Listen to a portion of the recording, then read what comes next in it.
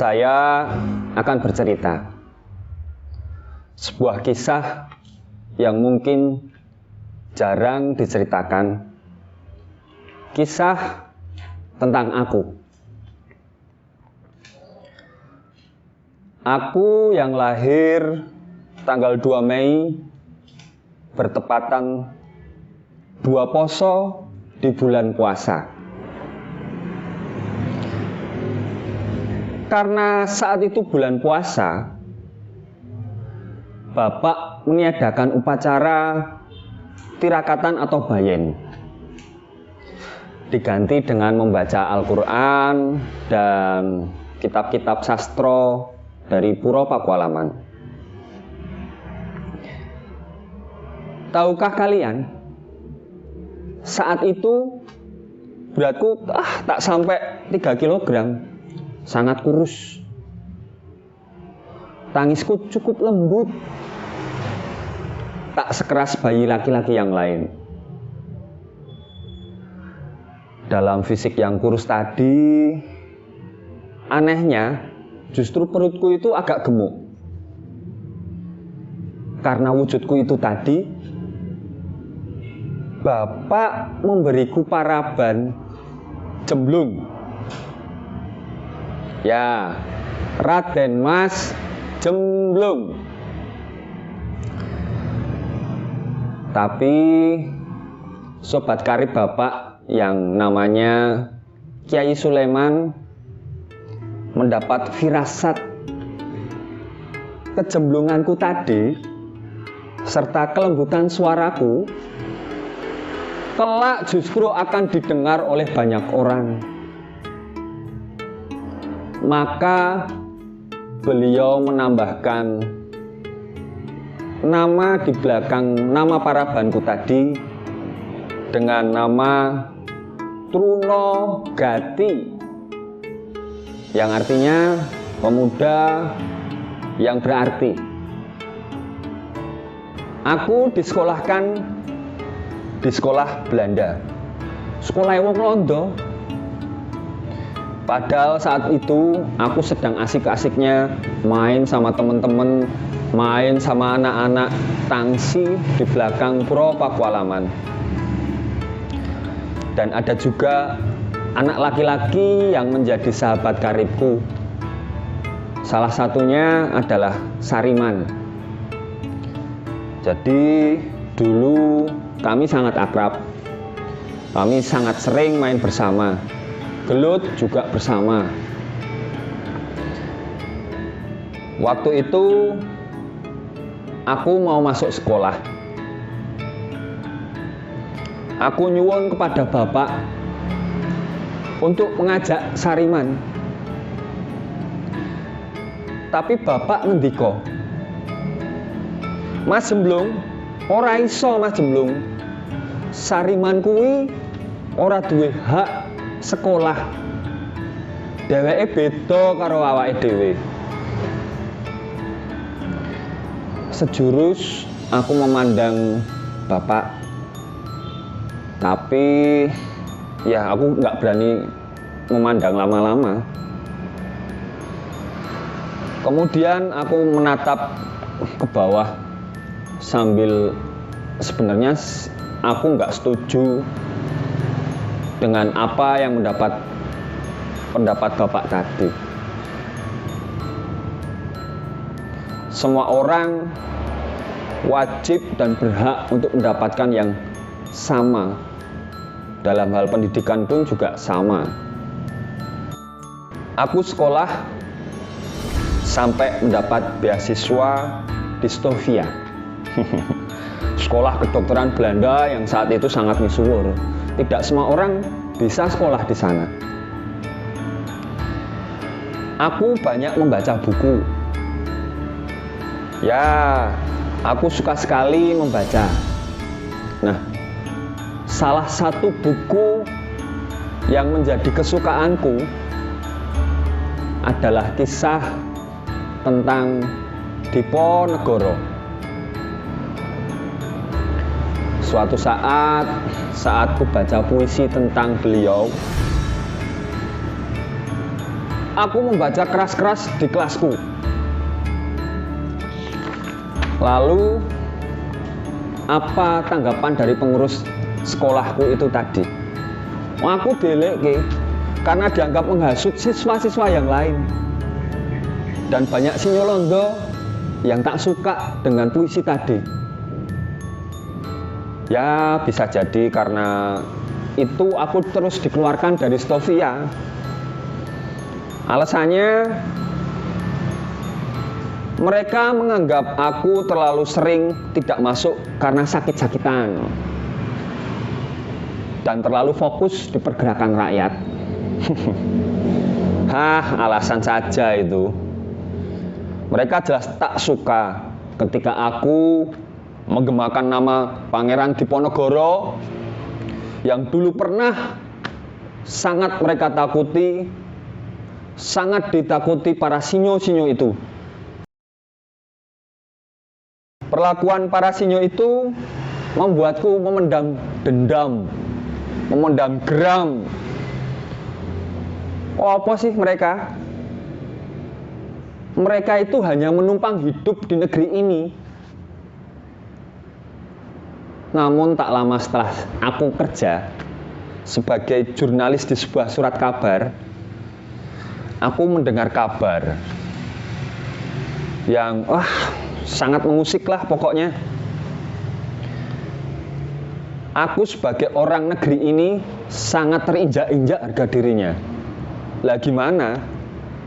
Belanda itu mau merayakan kemerdekaan negerinya di negeri ini. Lah kok malah mereka minta-minta pada negeri ini untuk membiayai perayaan mereka. Anak ya gemblong banget loh itu. Kita itu bangsa yang dijajah kok malah dijaluki urunan dinggo perayaan mereka, nggo pesta mereka. Jan raurus tenan itu.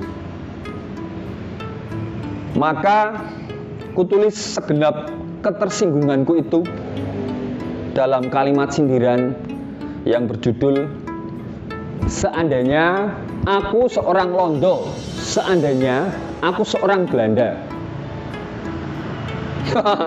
Tentu saja mereka marah dan merespon dengan mendatangi kantorku serta menangkap aku. Bahkan teman-temanku yang membela akhirnya juga ikut ditangkap oleh sinyo-sinyo yang kurang ajar itu tadi.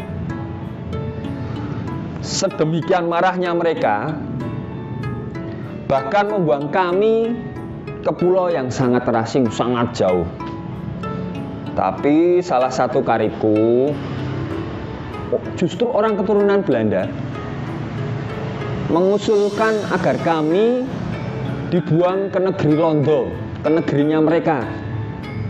Dan ajaibnya itu tadi dikabulkan oleh mereka.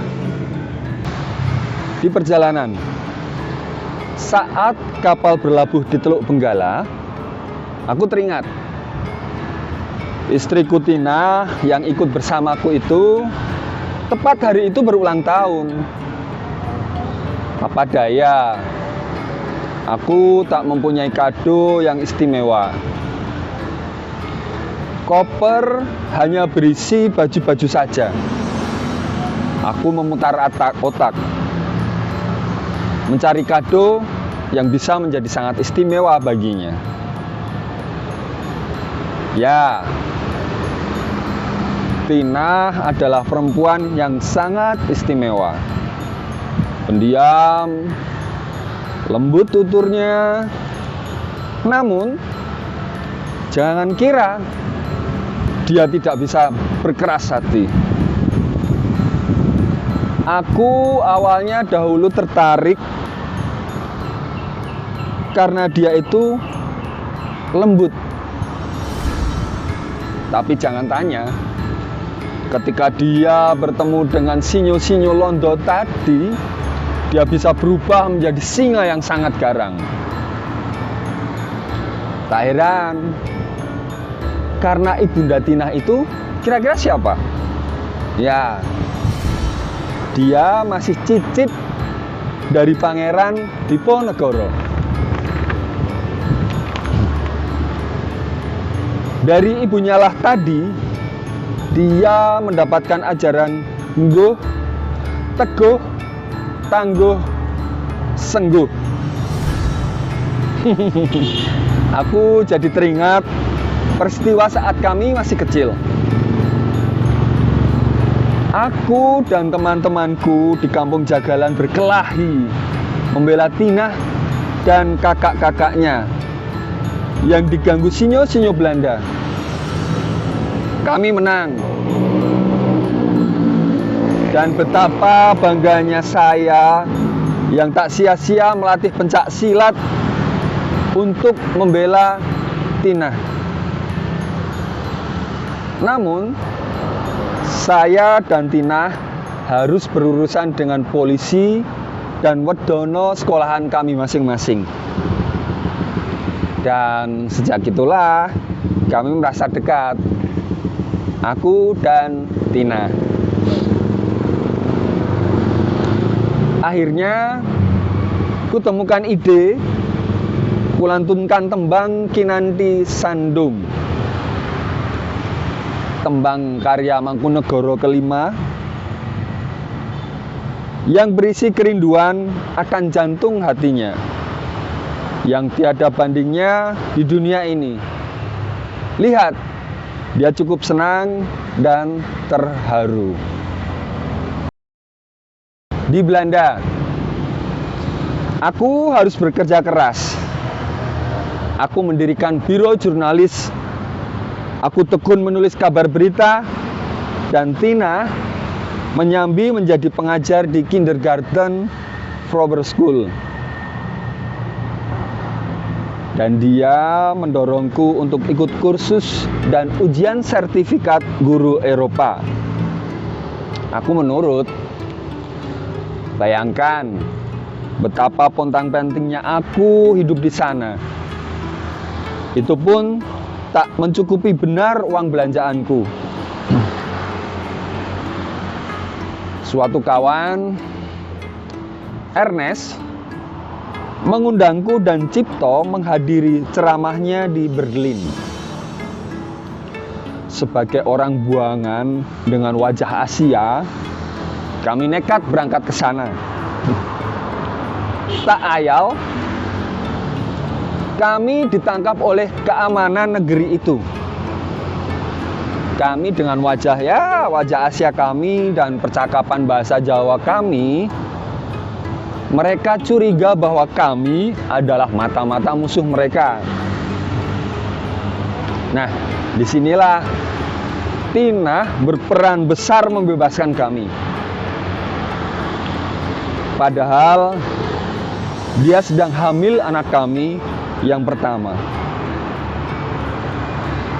Dia memanfaatkan kedekatannya dengan seniman lukis kesayangan Ratu Belanda untuk membujuk Ratu tadi agar membuat surat bagi pembebasan kami. Dan berhasil. Di negeri kincir ini, aku tak akan melupakan sebuah peristiwa yang sangat besar dalam hidupku. Suatu saat, aku sedang asyik menekuni mesin ketikku. Bayi sulungku sedang tidur pulas, tiba-tiba dia menangis. Tina sedang mengajar, lalu ku gendong dia. Ku ayun-ayunkan dia, namun dia masih rewel. Akhirnya ku buka jendela, ku letakkan dia di teras balkon. Akhirnya dia diam. Lalu aku kembali asyik menekuni mesin ketikku. Saking asiknya, aku lupa. Asti sulungku masih di luar balkon. Bergegas aku keluar. Padahal udara cukup dingin saat itu. Kujumpai wajahnya sudah membiru. Matanya terpejam Nafasnya tak berasa. Dingin membeku. Ku goyang lagi dia. Lagi dan lagi. Ku dekap erat dan menangis. Ayolah Asti, ampuni bapakmu ini. Pelan, tapi pasti tubuhnya mulai menghangat di dekapanku. Matanya mulai membuka, mungkin karena tetesan air mataku. Tuhan, syukur kupanjatkan padamu, dan aku berjanji Tuhan, mulai detik ini aku tak akan melupakannya. Aku akan menghamba kepada Sang Anak. Kinanti Sandung, tembang yang kusenandungkan di kapal untuk kado istri tercintaku, bergema lagi. Namun kali ini kupentaskan sebagai wujud kecintaanku pada negeriku. Aku tak mau kalah dengan budaya-budaya Eropa. Budaya negeriku pun sangat indah, dan akan kubuktikan agar mereka bisa menikmatinya. Kurubah notasi dengan piano, dan itu menjadi sesuatu hal yang baru bagi diriku sendiri maupun bagi mereka. Karya ini fenomenal dan memukau para pejabat Belanda. Dan konon Ratu juga terkagum-kagum, dan kelak gubah notasiku ini buat bukunya. Cara merubah notasinya ku beri nama Sari Swara. Dan kelak pula ini menjadi cikal bakal sebuah metode pendidikan yang tidak hanya sekedar pelajaran notasi angka lagu, tapi lebih dari itu, sebuah metode mematri rasa kebangsaan sekaligus mengasah budi pekerti luhur yang sudah kodrati ada di dalam diri manusia. Kelak, metode ini menjadi ciri khas pendidikan mengolah jiwa di perguruan yang aku rintis. Metode ini adalah metode Sari Swara. Pulang dari Belanda, aku aktif kembali di pergerakan kebangsaan.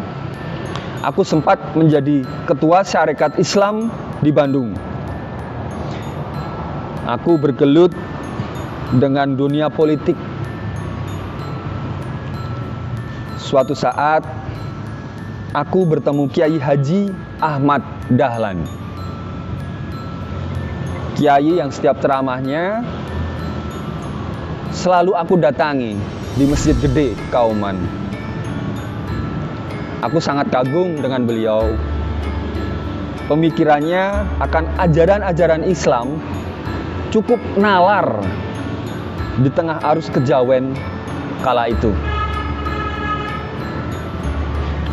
Beliau mampu menyampaikan Islam yang lebih moderat tanpa harus meninggalkan akar ajarannya. Pertemuanku dengan beliau di Semarang sangat berarti, dan tak dinyana beliau kagum dengan pengalamanku menyerap berbagai ilmu pedagogi dari para pesohor pendidikan yang ada di Eropa kala itu. Bahkan beliau meyakinkan bahwa aku layak diberi gelar Kyai. Aku teringat, aku selalu ingin memakai satu gelar di depan namaku, tapi gelar Kyai rasanya terlalu mulia. Aku tolak dengan halus. Maka aku berseloroh.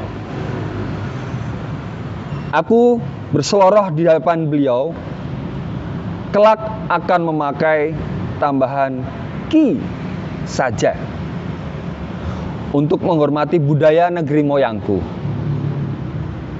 Dan beliaunya setuju, bahkan mendorongku agar segera mendirikan sekolahan yang kental dengan rasa kebangsaan. Dengan semua bekal pengetahuanku dan berbagai teori pedagogi yang sudah aku serap. Karena aku masih keras menulis berbagai kritik kepada pemerintah Belanda, aku kembali dijebloskan di penjara Pekalongan. Disinilah aku menduga dengan keras mulai terpapar penyakit bronkitis akut. Kerasnya penjara Pekalongan hampir memusnahkan semangatku. Hingga suatu hari aku dijemput untuk menengok Tinah, istriku. Ternyata dia sedang melahirkan anakku dan mengalami perdarahan yang sangat hebat. Kami bergegas. Bersyukur dia baik-baik saja, walau nampak sangat lemah. Bahkan dia nampak melas melihat kondisiku yang juga lemah, kotor, tak terawat dari penjara. Dia mengangguk dan mendekatkan bibirnya ke telingaku, seraya berkata,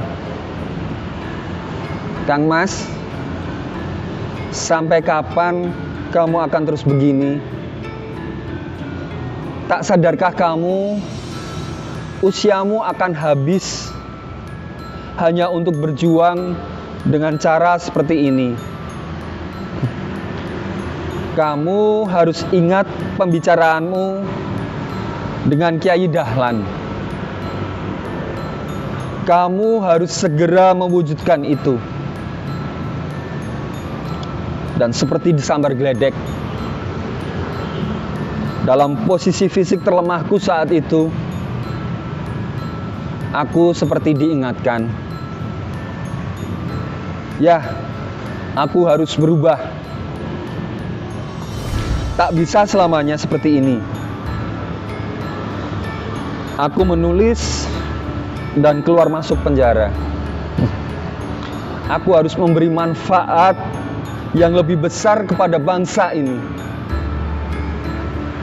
Maka, ku ikrarkan di hadapan bapakku yang hadir saat itu juga, aku akan berubah.